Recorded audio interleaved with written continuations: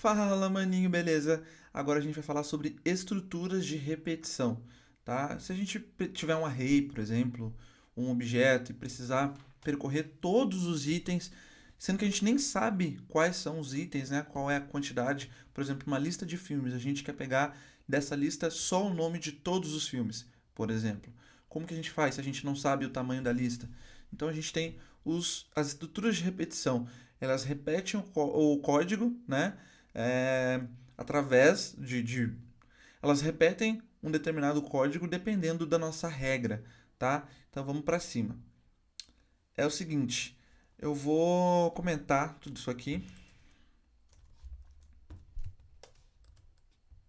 Comentei. E agora eu vou falar de estruturas de repetição. Ou os chamados loops, né? Loops. Eu vou pegar esse mesmo filmes aqui e vou pegar a mesma função getFilm aqui, tá? Só que essa getFilm ela vai me retornar aqui o title. Eu só quero o título de todos os filmes. Como que eu faço sem ser dessa forma aqui, ó? Printando o 0, 1 e 2, eu quero printar todos os filmes independente de quantos filmes tenha. Então eu uso o primeiro loop, o mais simples, é o for, tá? Então eu venho em for aqui, né? Essa estrutura do for.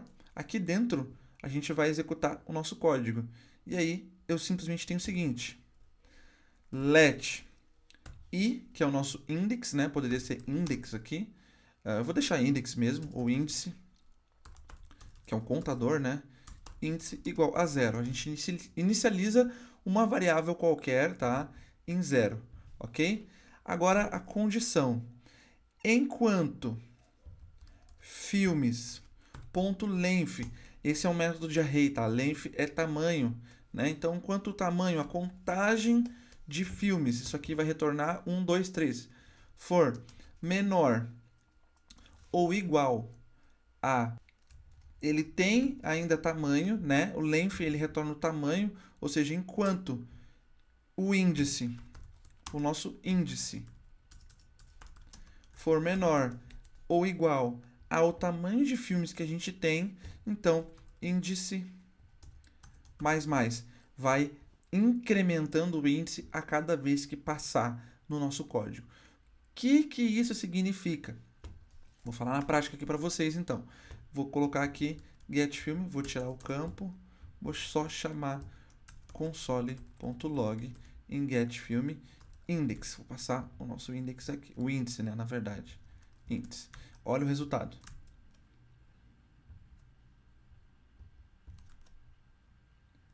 Opa, na verdade é só menor. Menor aqui. Pronto. Olha só, ele printou 1, 2 e 3. Por quê? O que acontece? Então ele iniciou o nosso índice em 0.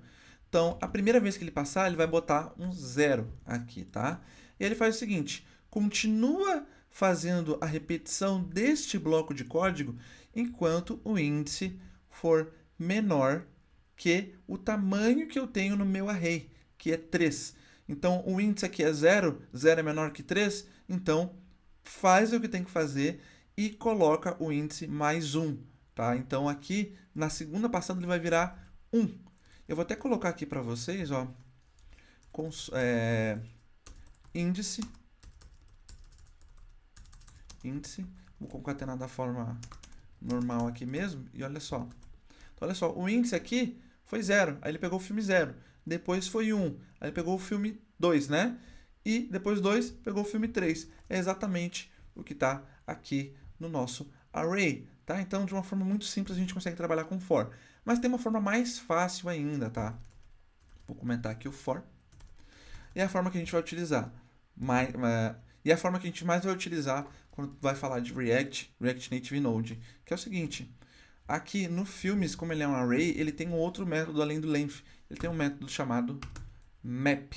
Tá? Ele tem vários aqui. Se você dar um ponto aqui, ó, tem o concat, entries, every, filter para filtrar, o for each, que também é um outro método de loop, a gente vai usar ele mais para frente, o join, que é para transformar todos os itens de array numa string, você quer pegar as chaves e tem aqui para adicionar no array, enfim, tem vários métodos.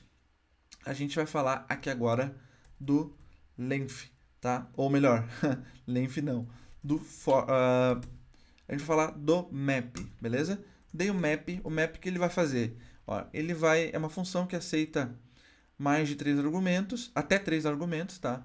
O map é uma função que tem um callback e vai passar por cada elemento do array, tá? Então aqui no map eu vou fazer o seguinte, eu vou colocar que eu tenho dentro de cada filme eu vou colocar dentro de uma variável chamada filme, tá?